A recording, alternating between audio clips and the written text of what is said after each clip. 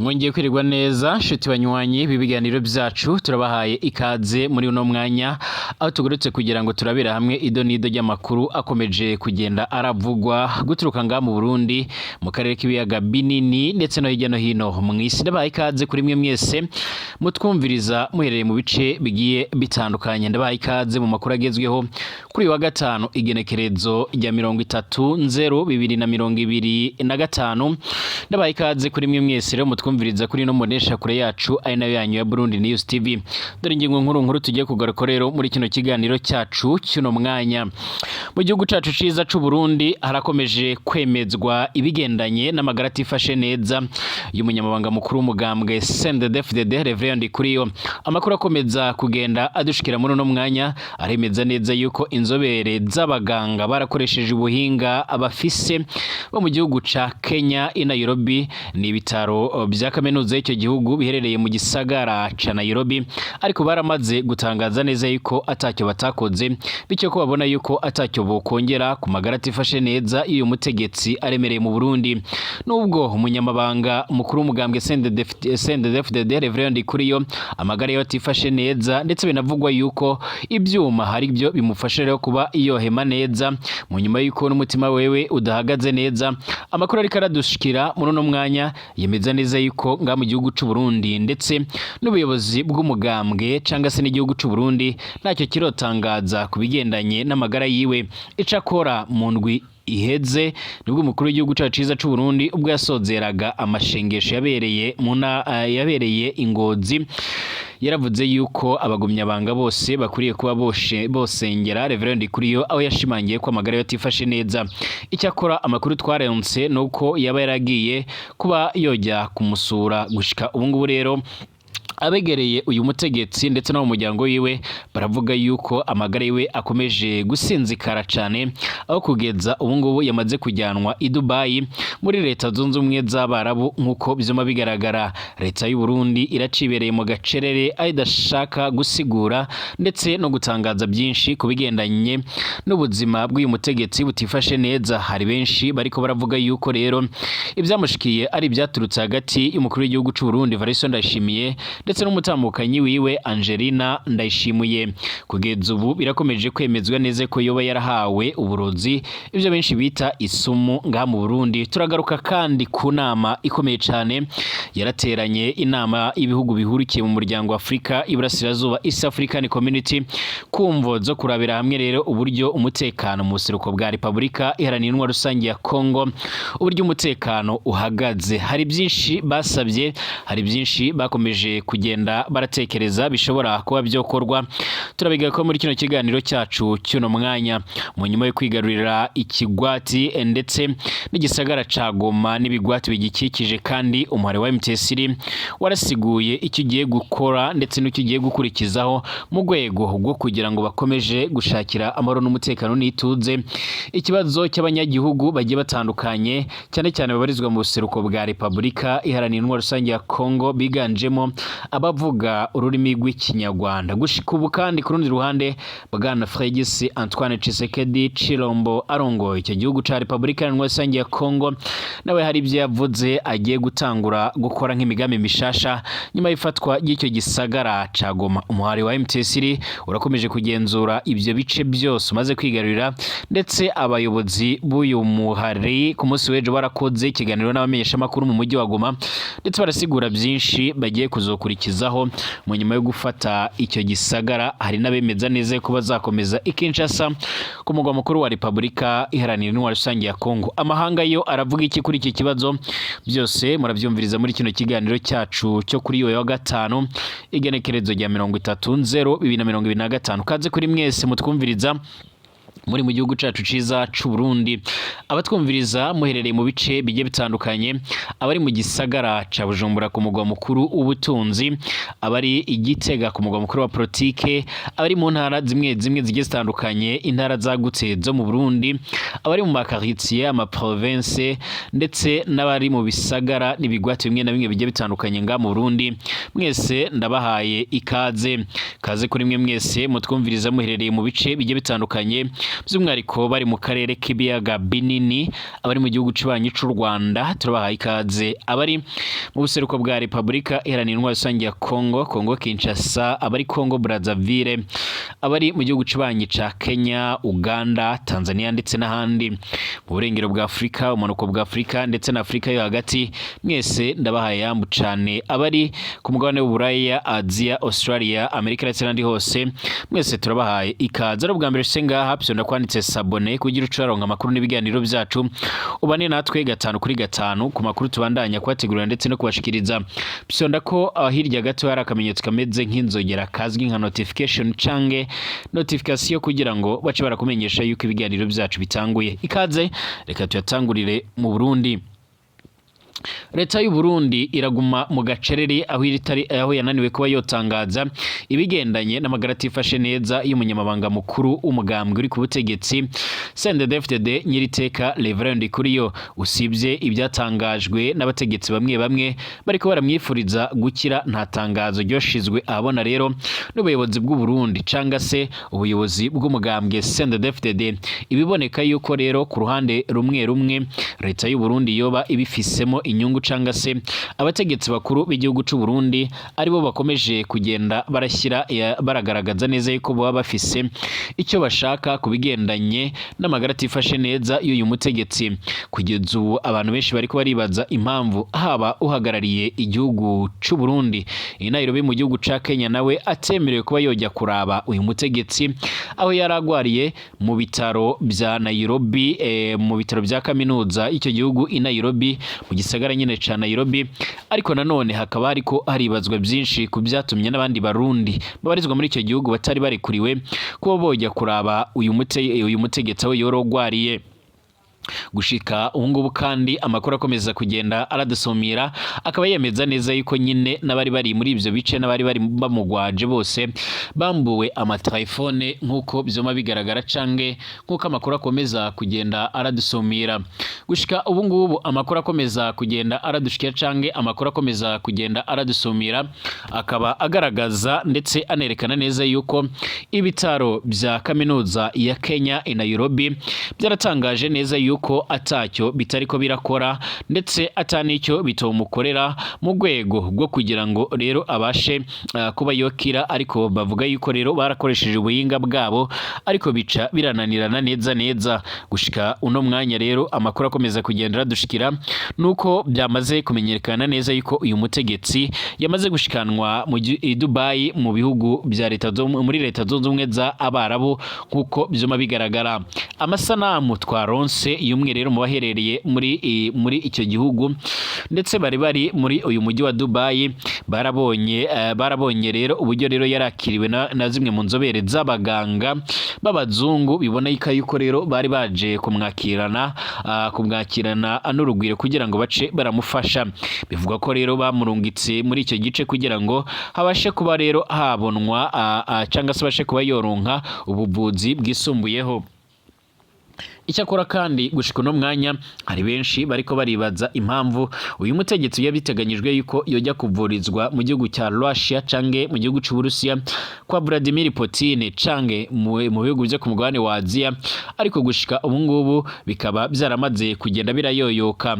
Ibi byose biragaragara neza yuko leta y'u Burundi ifise ibyo iriko iratekereza, ifise ibyo irashaka, ifise ibintu byinshi yamaze kugenda, ifite byinshi iriko irasigura.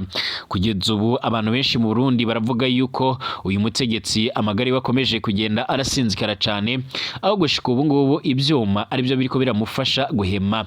Ariko kandi abandi bagakomeza kugaya leta y'u Burundi ikomeje kwigumira mu gacerere aho idashaka gutangaza byinshi. Icyakora n'ubundi ntibikuraho yuko benshi barakomeza kwemeza neza yuko leta y'u Burundi ariyo yamaze kugenda iratanga ishano, cyane bimenyeshwa yuko rero byaraturutse mu burongozi bukuru bw'igihugu mu muryango umukuru w'igihugu, cyane aho byagiye biraboneka mu mbwirwaruhame hamwe ndetse no mu bindi bikorwa bimwe byagiye bigaragaza neza yuko uyu mutegetsi Valentin Ndayishimiye ndetse na Nyiriteka Reverend Kuriyo bafisanye amatati atari matoya cyane nkuko byoma bigaragara cange nkuko amakuru akomeza kugenda aradusumira. Ibigendanye no kuba rero hari ingwara yamaze gushyirwa ahabona nta nimwe irashigwa ahabona. Icyakora kandi benshi baremeza neza ko ari ishano yahawe cyangwa uburozi, ibyo benshi bazi nk'isumu. Turakomeza kubandanya tubakurikiranira hamwe byinshi bigendanye n'amagara y'uyu mutegetsi nk'uko bikomeza kugenda bigaragara. Munyemerere tunakomereze mu buseruko bwa Repubulika Iharanira Intwaro Rusange ya Kongo, nyuma ibyamaze kugenda birahashikira cyangwa se ibyamaze kugenda bihabera. Hari inama ikomeye cyane East African Community isaba ko intambara ihagarara, M23 yo ibandanya isatira. Inama idasanzwe y'abakuru b'ibihugu by'ishiramwe ry'ibihugu bya Afrika y'ubuseruko East African Community isaba yuko intambara iri kwibera muri Repubulika Iharanira Rusange ya Kongo ihagarara vuba bwangu kandi atakirinze gusabwa. Hakaba rero ibiganiro hagati y'impande zose zihanganye kugira ngo haboneke umuti w'indyane. Iyi nama yejo kuwa gatatu yarabaye kuwa gatatu, yaratumwe ko na Perezida Dr William Ruto Samuel arongoye igihugu ca Kenya, arasanzwe aranorongoye iri shamwe rya East African Community. Muri iki gihe yarabaye hifashishijwe ubuhinga bwa none, yari iyo rero kurabira hamwe ingene icuka cibi kiri mu buseruko bwa Kongo co hagarara cange corangira. Itangazo ryarasohowe inyuma y'iyi nama rivuga ko rero abakuru b'ibihugu bya East African Community basaba bashimitse leta ya RDC kugirirana ibiganiro bitaziguye nabo bose bafise uruhara muri iyi ngwano, harimo umubare wa M23 ndetse n'iyindi migwi yose ifise ibyo isaba. Mu gihe leta ya Kongo ivuga ko idashobora kugirana ikiyago n'umubare wa M23, ivuga ko ari igikoresho cy'u Rwanda. Utwigoro twose turamaze gukogwa mu ntumbero yo guhagarika iyi ntambara, ntacyo turigera turashikako. Agatonga Perezida Felix Tshisekedi niyitabye iyi nama yari gutuma rero ahura na mugenzi we w'u Rwanda Paul Kagame, basanzwe barebana ayingwe kubera iyi ngwano. Hari amanama atari makeya rero yagiye aba yahuza abakuru b'ibihugu by'akarere, arimwe rero ayabereye Rwanda muri Angola, i Washington DC muri Leta Zunze Ubumwe za Amerika, i Burundi, i Bujumbura mu gihugu cy'u Burundi, i Addis Abeba muri Ethiopia ndetse ni Nairobi mu gihugu ca Kenya. Aho hose bagenda bafata imyanzuro yo guhagarika iyi ngwano, ariko ntacyo kigeze gihinduka ku rubuga rw'ingwano. Aba bakuru b'ibihugu rero bya East African Community barasaba kandi Perezida Ruto kuvugana n'umukuru wa SADC, ishyirahamwe rihukiyemwe rero ibihugu bya Afrika y'Epfo, kubera ko rero naryo nyine rifise uruhara mu buseruko bwa RDC, kugira ngo bategure inama rusange yihuta hagati y'aya mashirahamwe abiri kuri iki kibazo nyine mu misi mikeya iri imbere.